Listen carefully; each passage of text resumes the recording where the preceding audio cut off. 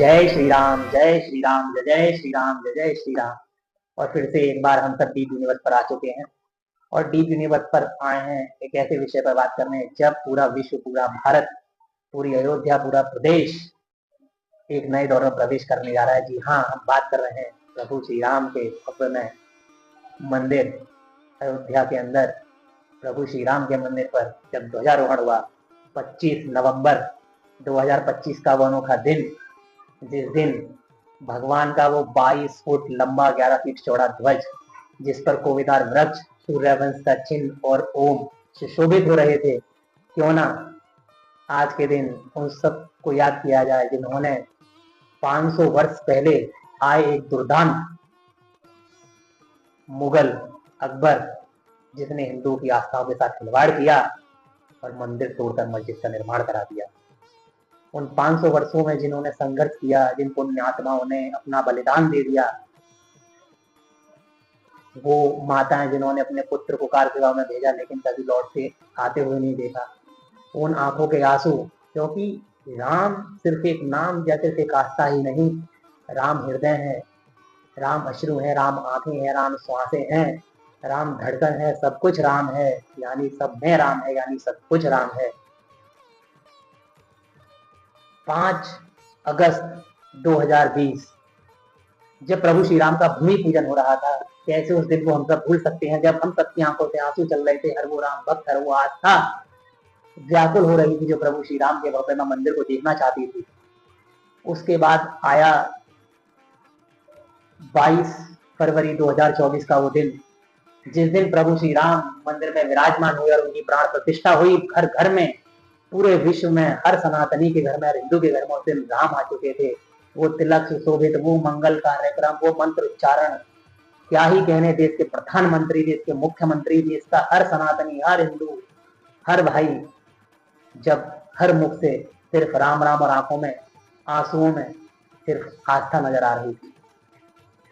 फिर आया एक वर्ष बाद 2025 25 नवंबर, जब ध्वजारोहण हुआ, मंत्रोच्चारण हुआ, सबकी आंखों में आंसू हुआ, सबकी जुबान पर एक ही बात, जय श्री राम, जय श्री राम।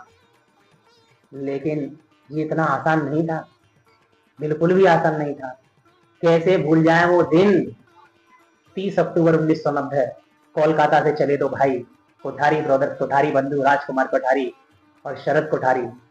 क्या गलती थी उनकी? कुछ गलती नहीं थी। मंदिर के आगे खड़े होकर जय श्री राम, जय श्री राम, कार सेवा के लिए आए थे, जय श्री राम के नारे लगा रहे थे।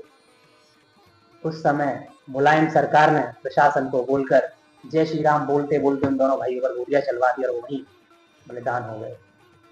कैसे भूल जाए उन माओ को जिन्होंने अपने बच्चों को कार सेवा में भेजा था, भेजते हुए तो देखा लेकिन आते हुए नहीं देखा। कैसे भूल जाए उन आंसुओं को, कैसे भूल जाए हर एक आस्था को जिन्होंने इतना संघर्ष किया यहाँ तक आने में। ये कोई एक आस्था की बात नहीं, संघर्ष से सृजन की जन्म है। और आज हमारे प्रभु श्री राम टेंट से निकलकर अपने मंदिर में आ गए हैं।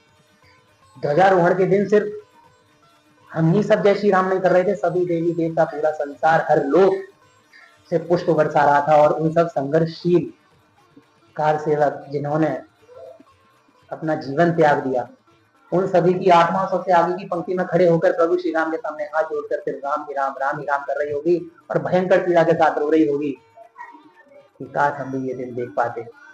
लेकिन उनका बलिदान खाली नहीं गया। आज और हमारे आने वाली पीढ़ियों के लिए राममय मंदिर, प्रभु श्री राम का भव्य मंदिर, जिसकी शोभा के क्या ही कहने, जहां जाकर मुग्ध हो जाता है व्यक्ति, उसे कुछ भी शुद्ध बुद्ध नहीं रहती, सिर्फ राम राम, तन मन सब कुछ राम राम कर रहा होता है। और जब राम मंदिर की बात आती है तो कैसे भूल जाएं स्वर्गीय कल्याण सिंह बाबूजी, उस समय के मुख्यमंत्री, जिन्होंने कार सेवकों पर गोली चलाने से मना कर दिया और कह दिया कि मैं कार सेवक को और गोली नहीं चलाऊंगा, और बाबरी मस्जिद की पूरी जिम्मेदारी अपने ऊपर ले ली और मुख्यमंत्री कुर्सी को लात मार दी और मुख्यमंत्री के पद से इस्तीफा दे दिया। वो भी कहते थे कि मैं तब तक ना जाऊं जब तक राम मंदिर का फैसला ना सुन लूं। और देखिए प्रभु श्री राम का ही ये रचा था, क्योंकि कहते हैं ना, कहते तो यही है, हो ही है वही राम रच रहा था, को कहीं तर्क बड़ा होता था, होगा वही जो प्रभु श्री राम ने रचना रची। और आज हम उस नए दौर में हैं जब हम प्रभु श्री राम के मंदिर को बनता हुआ देख रहे हैं। और आने वाली पीढ़ियां भी ये याद करेंगी, क्योंकि सबसे बड़ी बात है कि जिसने राम के बारे में सोचा, आज उसने पूरे भारत को भगवा कर दिया है और आज सब जगह राम राम का वर्चस्व फैला दिया। और आज देखिए कि उनको कोई हटाने वाला भी नहीं है, क्योंकि उन्होंने राम के बारे में सोचा। लेकिन आज से 150-200 वर्ष पूर्व एक अंग्रेज गुलामी की मानसिकता छोड़ के चला गया था, और जिन लोगों के दिमाग में गुलामी की मानसिकता थी, उन्होंने हमारे प्रभु श्री राम को काल्पनिक कहने की बात कही। उन्होंने हमारे प्रभु श्री राम को काल्पनिक कहा, और जिन्होंने हमारे प्रभु श्री राम को काल्पनिक का विचार आज खुद काल्पनिक हो गए हैं। उन्हें कोई पूछने वाला भी नहीं, दर दर दोबर धार मट्टी और मिट्टियां मिट गए कोई। उसी तरीके से लेकिन उस दिन की कुछ मुख्य बातें जो प्रधानमंत्री मोदी जी ने कही, वो मैं आपको रिवाइव कराना चाहूंगा। गुलामी की मानसिकता ने रामत्व को नकारा, यानी कि ऐसे मंद बुद्धि, विलास बुद्धि, दरार बुद्धि, मतलब बुद्धियों की कितनी कैटेगरी उनके लिए बांटी जाए, उनके दिमाग में जो 150-200 वर्ष पहले अंग्रेज गुलामी की मानसिकता छोड़ गए, वो रामत्व को नकारता था। लेकिन वो भूल गए थे कि हो ही है वही जो राम मेरे चिरा था। और उस दिन प्रधानमंत्री बोले राम भेद नहीं भाव से जोड़ते हैं, मतलब प्रभु श्री राम होते हैं ना, राम तो केवल प्रेम के प्याते हैं, राम तो केवल भाव के प्याते हैं।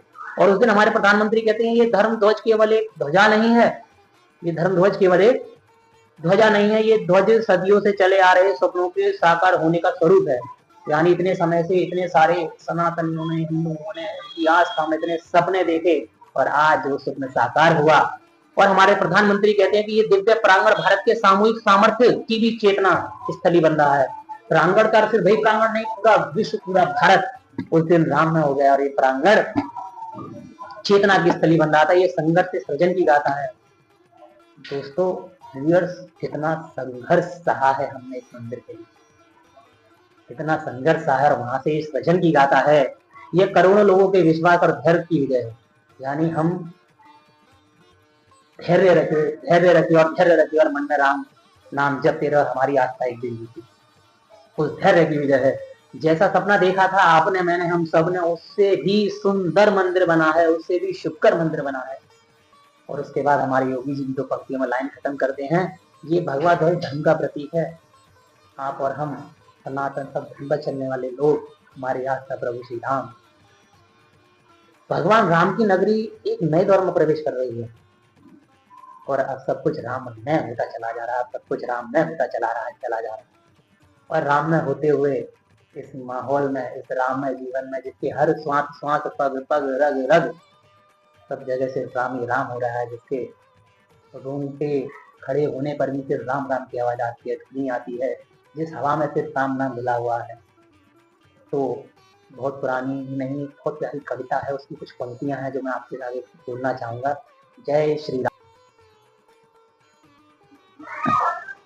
बहुत समय पुरानी वो कविता जो हर जुबान पे रहती है, प्रभु श्री राम में रहती है, राम में है, वो मुझे याद आती है। और आप सबके सामने वो कविता भी कहना चाहूंगा, कितनी प्यारी वो कविता और कविता की पंक्तियां हैं। राम राम तो कह लोगे पर राम का दुख भी सहना होगा। पहली चुनौती यह होगी कि मर्यादा में रहना होगा। मर्यादा में रहना कुछ खास नहीं कर जाना है, मर्यादा को गले लगाना है और अहंकार जलाना है। अपने राम लला के खातिर इतना ना कर पाओगे, सबरी का झूठा खाओगे तो पुरुषोत्तम कहलाओगे। सबरी का झूठा खाओगे तो पुरुषोत्तम कहलाओगे। काम क्रोध के भीतर रहकर तुमको शीतल बनना होगा।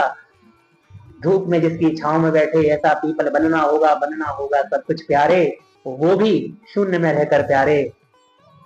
तब तुमको पता चलेगा कितने अद्भुत राम हमारे।